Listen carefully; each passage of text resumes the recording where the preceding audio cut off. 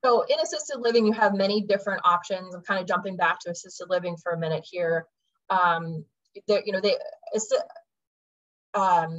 Assisted living residents can have private rooms with private kitchens. They can have shared rooms. It really, facilities that fall into this category of assisted living, especially in Pennsylvania, are very, very different from one to the next. So when I have if I have a family or a client who is coming to me asking for, sort of thoughts on placement, number one, there are many placement agencies within the Pittsburgh area, really all across Pennsylvania, that can help families with figuring out and navigating these options. Part of that navigating that maze is good. It's good to know that there are companies and individuals out there that can help you with placements. But we typically recommend that, number one, families get in touch with a placement agency or a placement consultant, and then they visit these places, right? Because there's, I've personally been to a lot of assisted living facilities, even within the general Pittsburgh area, and they all are very different in terms of what they offer, what services are available. So it's just helpful to kind of vet all of your options.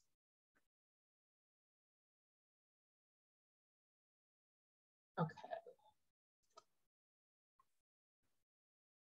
So I think I was talking a little bit before about home and community-based services, and the reason why I want to touch back on that is because I have personally seen in our practice here at Tucker, and just talking with clients in general that have long-term care questions, I've seen a large increase in clients applying for these home and community-based services, or the waiver services I mentioned before, as opposed to going into a traditional nursing home. And I think the reasoning for that is mostly due to COVID. I think, in 2020, there were a lot of, staffing issues at nursing homes and things like that. So a lot of clients or families that we talked to said that they wanted to keep their loved one at home.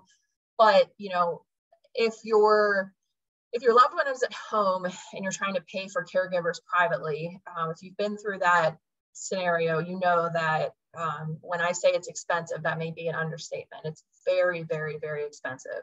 So I kind of have listed here some home and community-based services and what the sources of payment are for these. So there are the waiver programs and the life programs. Those are both covered by Medicaid. So I mentioned the waiver program, that's getting the caregivers in the home for your loved one. The life program is also a really nice program that's offered in Western PA.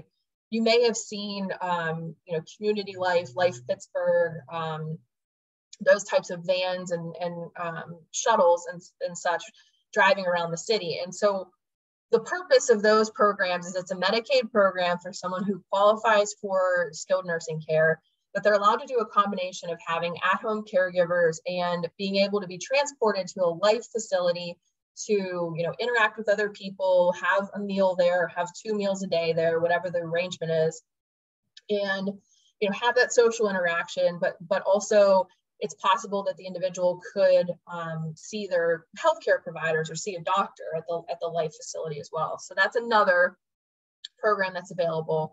But these other programs like adult daycare, caregiving agencies, private caregivers, and family caregivers, the costs of those are pretty much always covered by private pay. So, if, again, always an option to privately pay for these things, but in some cases, that can become extremely expensive over time. So when I say extremely expensive, I think it's very helpful to put an actual number to that, just for purposes of, all of you understanding what these costs really are. So I think this first statistic is helpful. So 70% of people turning 65 this year will require nursing home care at some point in their lifetime. And if they require care, they on average will require care for about 3 years. So, kind of take that into consideration with this next figure here. So the average cost of nursing home care in Pennsylvania right now, as of January 1st of this year, of 2022, is $14,676.04. So that's pretty close to $15,000 a month. That's the average. So it doesn't mean that every nursing home, in the Pittsburgh area in general, is going to charge that much. But if that's the average, that's a very high average. And that average going from 2021 to 2022 has increased drastically, I think due to staffing issues and the issues still kind of related to COVID. But it has been a drastic cost increase. And so for families that have a loved one who are considering their options and figuring out how they're going to pay for those options, you know, I think this whole topic, you know, navigating this maze is really important to understand what benefits are available because of the high costs associated with nursing home. So what that means is if someone is in a nursing home for an entire calendar month for you know 12 months of a year, they are paying over $175,000 a year. If they are in the nursing home for what the average stay is, I said before the average stay is 3 years, then their costs are going to be over $500,000 over those 3 years. That's a lot of money. So not something to be taken lightly, something to really be considered if you have questions about this and you want to, you know, have a conversation about it. I think it's never too early to talk about it. I think what we see most often is a lot of people wait until they're sort of in an emergency situation. And I don't want to say that if you're in an emergency situation, then nothing could be done to get Medicaid, for example, because we have those types of cases all the time. But if we have some time on our hands, we can do some pre-planning for this and get your ducks in a row so that when it comes time for you or your parents to require nursing home care, you're not, you know, stressing about the cost. The other thing to mention here is some people, of course, have long-term care insurance, and that's really helpful too to defray the cost of this expensive care in Pennsylvania. The most important thing to note about long-term care insurance is that not all policies are the same, and not all policies cover 100% of your costs. In fact, most of them don't. Most of them cover a percentage of your costs. If you're in assisted living, for example, they may cover a percentage of your costs if you are getting private caregivers. But and sometimes, you know, it will cover a percentage of your nursing home costs as well. But typically, most policies that I've seen, at least recently, they will cover a percentage, but not the entire cost. So that's important to know as well. In contrast, so nursing home care, I said, was, you know, on average about $15,000 a month. Assisted living personal care is about $4,000 a month. That's just, you know, the most recent average I was able to find. But again, that really varies. So I've talked to a lot of families who have assisted living costs, you know, between $7,000 and $9,000 a month. It really depends on the type of facility, you know, if it's new, if everything's been upgraded, if it's, you know, there's lots of amenities available, then obviously that the cost will be reflected there.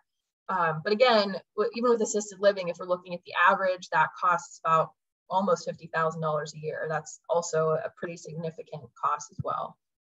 So as I was saying before, I think this chart is kind of helpful to break down what payment options exist for each type of care. So we'll start with skilled nursing care. So Medicare will cover up to 100 days.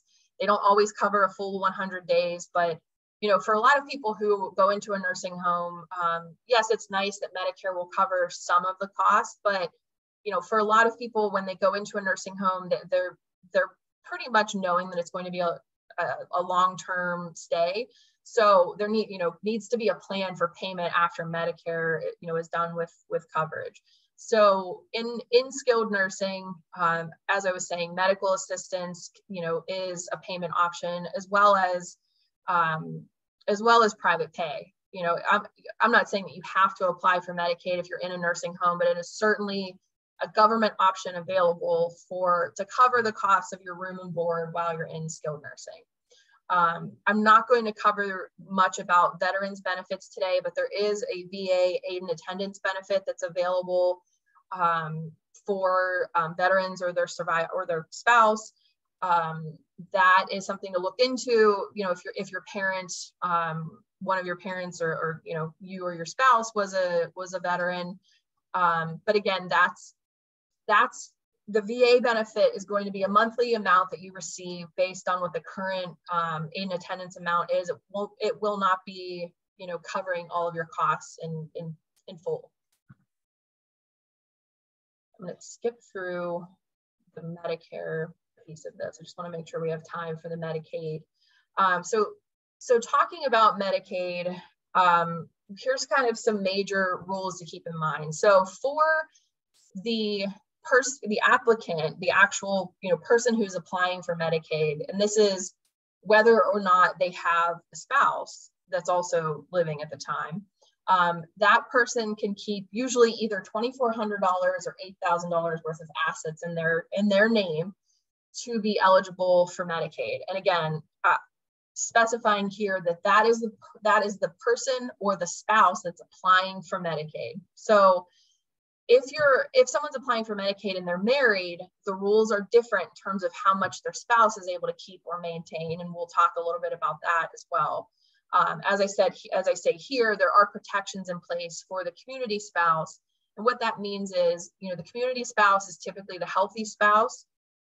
We call the spouse in the nursing home the institutionalized spouse. So that if I use those terms, you know, just so you know what those mean. So if someone is applying for Medicaid and they're and they're receiving Medicaid for long-term care, whether in a nursing home or at home through the waiver program, they have to be concerned with number 3, and that's a state recovery. And we'll talk a little bit about that later on, but just to give you a brief description there, a state recovery is when, you know, if you hear from someone that, oh, you know, so-and-so was on Medicaid and then the state came and took their house. We hear that all the time. Well, first of all, that's really not necessarily an accurate statement. But I hear that a lot from clients, and that's referring to a state recovery. So if you've achieved, you know, spend down for someone and have them eligible for Medicaid, but then they have assets that are in their sole name, you know, those assets obviously are either exempt for Medicaid or they've been disclosed and they've been, you know, approved for Medicaid. The applicant has to be careful with keeping assets in their sole name if they're a Medicaid recipient, based on a state recovery. So if that person who's receiving those Medicaid benefits has, let's say, a house in their sole name and they pass away and they have received Medicaid for a period of time, Medicaid is going to make a claim when that person passes away, and they're able to recover on that claim if that person has a probate estate. And what that means is that person has assets in their sole name at the time they passed away. So back to my house example, if someone was receiving Medicaid, let's say for a year, and they owned a house, but it was just in their name, so their house would be part of their probate estate when they pass away, the state can make a claim for the Medicaid that was paid out for that person for that year against that property. It doesn't mean the state is going to come and physically take the house away, but they have a claim that they can recover against that asset. So just something to note. And I purposely skipped number 2. So the income requirement for Medicaid is that if you're in a traditional nursing home, the income of that person who is applying for Medicaid or the institutionalized spouse, the one that's in the nursing home, all of their income goes to the nursing home. Now, there are some exceptions to that, but in general, they're allowed to keep what's called a personal needs allowance, which is $45 a month. But the rest of their money goes to the nursing home. So figuring out how much the applicant for Medicaid is allowed to keep is dependent on their income. Right now, it depends on whether they have more or less than $2,523 a month. So I think it's really helpful to go through what assets are countable and what assets are not countable for Medicaid for spend down purposes. So let's first talk then about what's not countable. So your principal residence, but I put here beware of a state recovery for the same example that I was just giving about the house. And I always like to stop there and just kind of make sure everyone understands how significant that is. So if you are applying for Medicaid, your principal residence is an exempt asset. So you don't have to sell it. You don't have to get rid of it. You're able to keep it. You do want to make sure that you protect it from potential estate recovery, but it doesn't have to be subject to spend down. So that's really important to note, because I think a lot of people assume, incorrectly assume, that when they apply for Medicaid, they're going to have to sell their house. Usually not the case. Also not countable household belongings, one car as well, that's a significant one. A prepaid irrevocable funeral fund. So the amount for that in Allegheny County per individual right now is over $20,000, which is pretty significant. So we have a lot of clients utilize what we call an irrevocable burial reserve, or an IBR, to spend down. So that's important to note as well. Life insurance policies with combined face value of less than $1,500. And then last but not least, number 7 here on this slide, which is really significant. This is a Pennsylvania specific rule. Not all states have this rule, but if you're applying for Medicaid and you have a healthy spouse in the community, the IRA or the 401k, or in other words, the qualified retirement account of your community spouse, so again, the healthy spouse, is exempt from spend down. So that's also a really significant rule that exists in Pennsylvania, that again doesn't exist in every state. But typically for a lot of our clients, a lot of times the retirement accounts, for example, are the largest asset the client has. I mean, if you've been saving since the time you started, your very first job, the goal is for that to be kind of the largest asset that you have. Not in all cases, but in a lot of cases, we see that being the largest asset. So even if that community spouse has a really, really nice retirement, that as long as it's a qualified retirement account, they're able to keep that and not spend it down. It's not, so in other words, it's not countable for Medicaid purposes. So what is countable? Everything else. So all of the things I was mentioning before are not countable. Everything else is countable. So the rules related to Medicaid eligibility for married couples are very complicated. So I will try to simplify them as much as I can. And I know we don't have a ton of time here, so I think it's helpful to go through maybe some examples, but I have some information here that's helpful. So there is what's called a community spouse resource allowance. So that community spouse, or that healthy spouse I mentioned, there's a set amount of funds that person is able to keep as part of that married couple when their spouse needs nursing home care that's not going to be subject to spend down. That's really significant. And we're needing to figure out essentially what that community spouse resource allowance is, or in other words, the abbreviation for that is CSRA, or CSRA. But in every case where we have a married couple, we're figuring out, really first of all, what the community spouse is able to keep. So that CSRA determination is equal to 1/2 of the couple's countable assets, with there being a ceiling currently, this is a 2022, these are the 2022 numbers, of $137,400 and a floor of $27,480. So for example, if a couple's countable assets, and this is that first bullet point I have here, if a couple's countable assets are $300,000, the community spouse typically gets to keep half of the total. But in that instance, half of 300 is 150, and the ceiling is lower than that. So in that example, the community spouse would keep the $137,400, which is the maximum community spouse resource allowance. Second bullet point here. So if a couple's total countable assets are $100,000, half of that is 50. So the community spouse would get to keep that 1/2, or the $50,000. Last example, if the couple's total countable assets are $30,000, the community spouse would get to keep half there. So half of 30 is 15. But because there's that floor of $27,480, the community spouse would get to keep the floor amount, because the 1/2 in that instance being 15 is lower than the lowest amount, or the floor.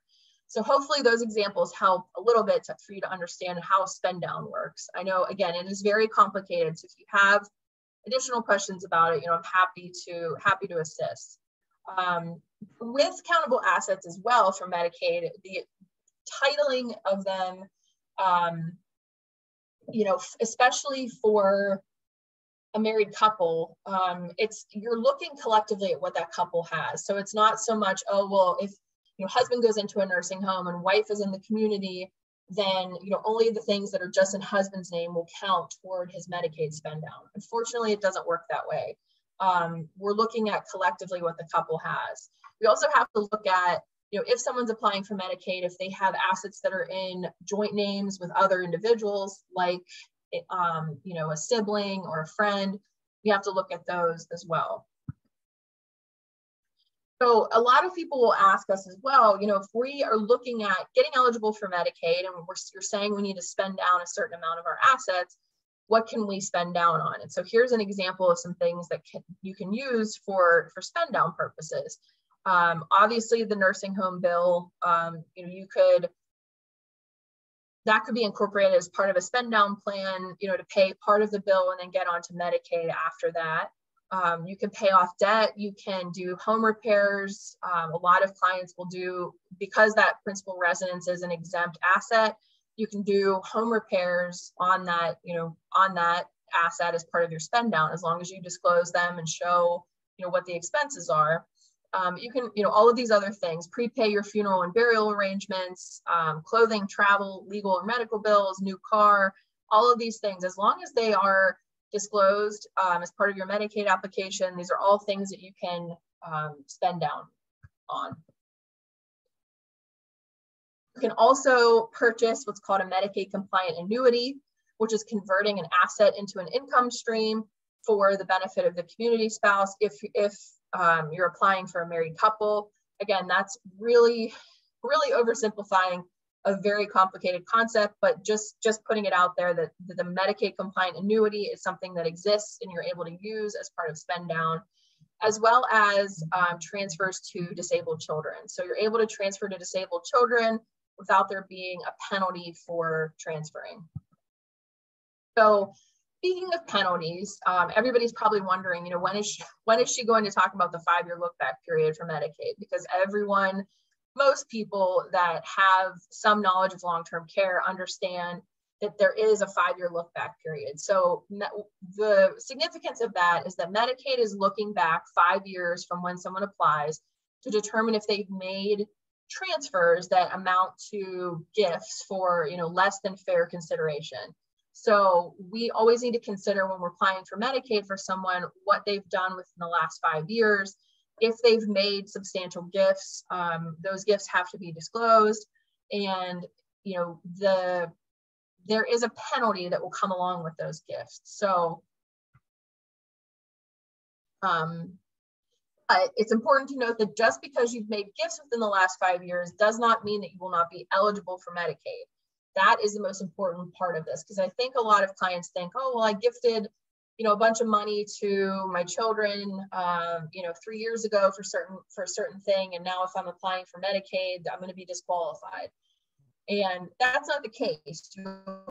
You will be able to achieve Medicaid eligibility, but that's only after you have, you know, you have a penalty period for making that gift before you become eligible. So there's a calculation performed which will figure out essentially what your penalty is for having made gifts within the 5-year look back period. So the calculation is, you know, the amount of money given away divided by the average cost of nursing home care per day, which is $482.50 right now. And that will tell you how many days of ineligibility you'll have. So again, most important thing to note here, there is a 5-year look back period. You can be penalized for gifts, but just because you've gifted within the 5-year look back period doesn't mean you are completely ineligible for Medicaid. So I think this example is helpful. So we have Mary here, and she gives away $100,000 to her grandson in 2020 for his education. In 2023, Mary suffers a stroke and moves into a nursing home. Once her other assets have been depleted to $8,000, she will have an additional period of ineligibility for medical assistance. And the way they figure out what that penalty is they look at that $100,000 gift that she made with within the 5-year look back period, divided by the gifting penalty, which is $482.50, which gives her a 207-day penalty. And so what that means is Mary is eligible for Medicaid. She has to privately pay through 207 days before she becomes eligible for Medicaid. And so, you know, that may seem like, well, what's if she's ineligible for that long, what's the point? But if she period for, if she remains in a nursing home for another 3 years or so, then Medicaid will cover the cost of her care after those 207 days. So I think, again, most important thing to remember here, if there are gifts within the look back period, you're not completely ineligible for Medicaid.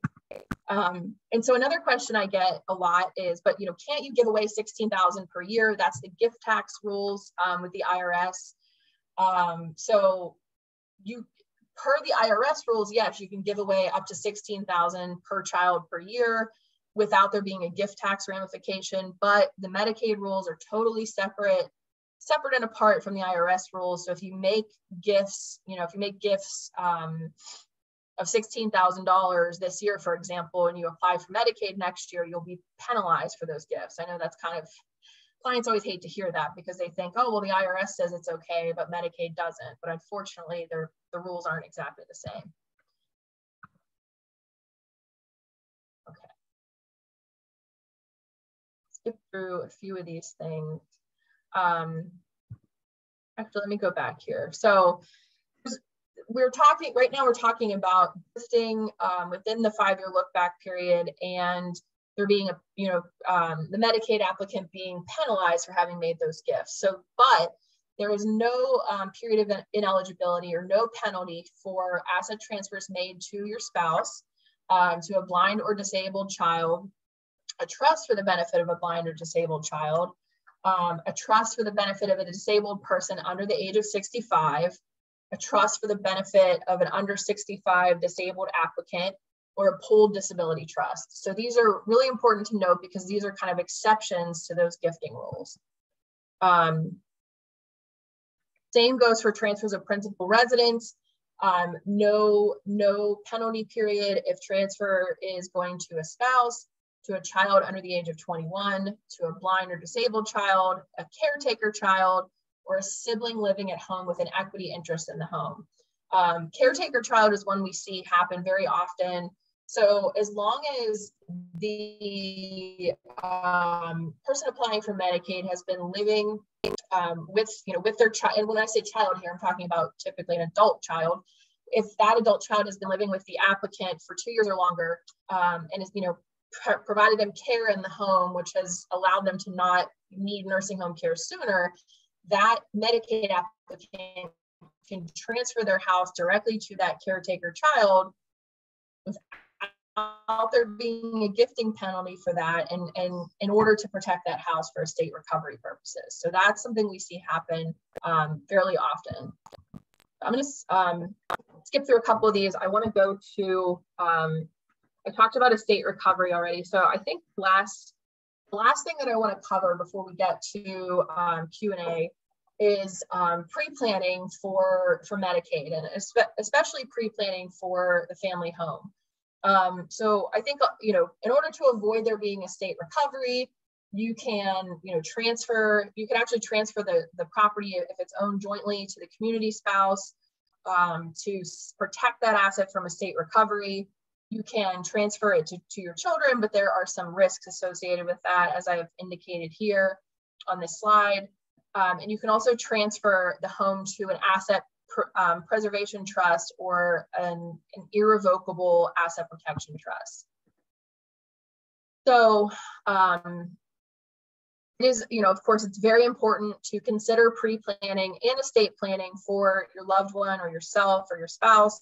If you feel like, considerations of long-term care on the horizon, or even if you're not sure, it's always important to have the discussion before it's too late.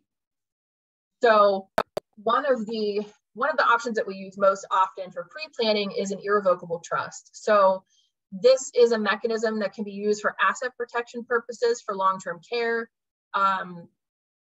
Essentially, how this works is we are transferring some or all of the individuals or the couple's assets to an irrevocable trust. And this has to be, the trust has to be set up in a very specific way. But if those assets are transferred to that trust and they remain in that trust for 5 years or longer before that individual or the spouses need to apply for long-term care, the assets within that trust are protected from a Medicaid spend down. So that's very, very significant. Again, going back to what I was saying before, though, we want to make sure we have enough time on our hands to consider setting up an irrevocable asset protection trust so that we have potentially 5 years on our hands to protect those assets and for those assets to remain in that trust for that period of time. So we want to consider, the time, again, the timing of setting up the trust. Are we setting up the trust with enough time on our hands? What are the ages and the health conditions of the couple or the individual? Which assets are we going to transfer to the trust? We need to consider what we should and maybe what shouldn't be transferred or what should remain outside of the trust. And we also always want to consider, again, avoiding estate recovery issues.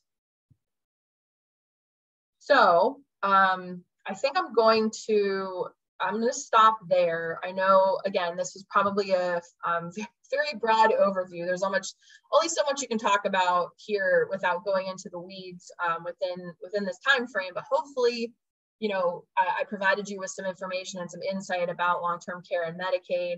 So I am happy to answer any questions that anybody has. Like Casey said, it's probably best if you just type them in the chat and then we can go from there.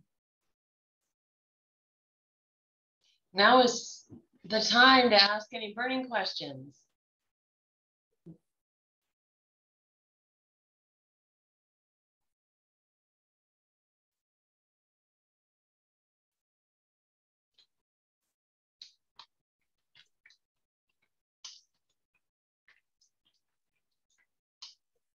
Well, if we don't have any questions, so again, it was, I'm glad I was able to do this today. Thank you guys very much for inviting me. I'm happy to answer questions that anyone has. I have my phone numbers here, my email address is here, so feel free to write those down. When I send Casey the slides and she passes them along to everyone, my information will be on those slides as well. So if you have any specific questions, feel free to email me or call me after the program today. Thank you. I actually submitted a question, Jen. Sure. Okay, let me take a look here. All right. So if someone's interested in meeting with you, how do you go about the process? That's a very, very good question. So if you do want to, set up a consultation or just, a phone call to talk about questions, best way to do that is either just to email me or call this phone number here and set up a meeting. It's depending on the circumstances, I typically will do kind of a brief informational call with a new prospective client, just to kind of get a feel for what you're looking for, what your situation is, and to just determine if I'm able to help you. So I didn't mention this before, but my firm has a bunch of different groups all within the same law firm. So if you have questions outside of this area, outside of elder law, long-term care, I'm happy to connect you with someone here as well that could assist. So email is probably the best way to get in touch with me if you have questions and want to set up a meeting or a call or a Zoom to go over them. But you can also call this number here and leave a message and we'll get back to you to schedule something. So. Thank you, Jen. Sure. Well, I will send a follow-up email with the slides and the recording to everyone that signed up. And this will also be on our YouTube channel. Okay. Thanks again, Jen. We really appreciate your time and expertise. Sure. Thank you so much. And thank you everyone for joining. See you again next month. Bye. Bye. Thank you. Thank you.